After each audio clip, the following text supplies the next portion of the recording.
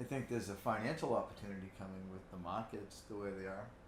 We've talked about that, Yeah. and I think that as you know, You have really made me understand the value of people like Patrick Bet David. I think that's his name. That guy on yeah, Valuetainment. that guy's a shit. Man, I get sucked into stuff like that now. I'm I starting to think get he's a to. smart man. I think he's an honest man, and you don't see honesty as much anymore. I mean, you got tons, and you know me, I'm always watching this or that on the stock market, but and most of them are full of garbage, absolutely. And it's the whole get rich quick thing, and those are just not work. But when you come across a guy like what's his name, Patrick? I think his name's Patrick Bet David.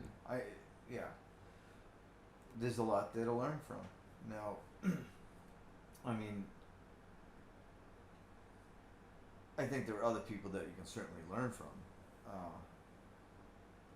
and I think there's a lot of money to be made in the market. It's just that you have to understand it and learn it and continue to learn.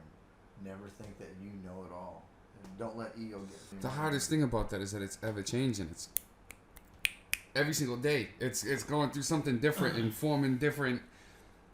No, you keep it under control and what you can handle, and you take on more risk as you feel comfortable with.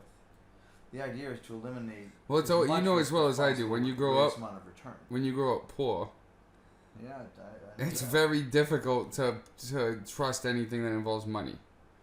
Because you work hard for your money, and you're like afraid that if I trust something that I don't fully understand, I can lose everything. My parents never taught me about money. It's just the way it was. Mm-hmm. There's a lot of things that it just maybe it was just a very traditional household that I grew up in, or whatever. I don't know, but parents didn't talk about money. I still today don't know my parents' finances. So all out in this world here that we're talking to, teach your kids about money the right way. Because I wasn't taught, and I of course heard you had to make a lot of bad mistakes. And granted,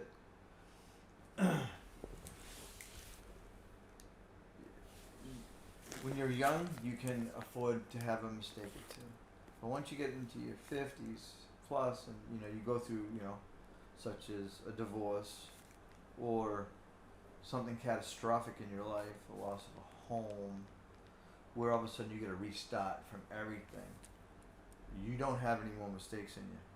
You got to make sure that the risk is eliminated as much as possible, and don't get involved in foolish finances. And study. It's imperative that if you're gonna put your hard-earned money into something, man, you figure out what it is. You just don't freaking everybody's buying weed stocks and crypto. Look what happened to crypto last week. And until shit's legalized, and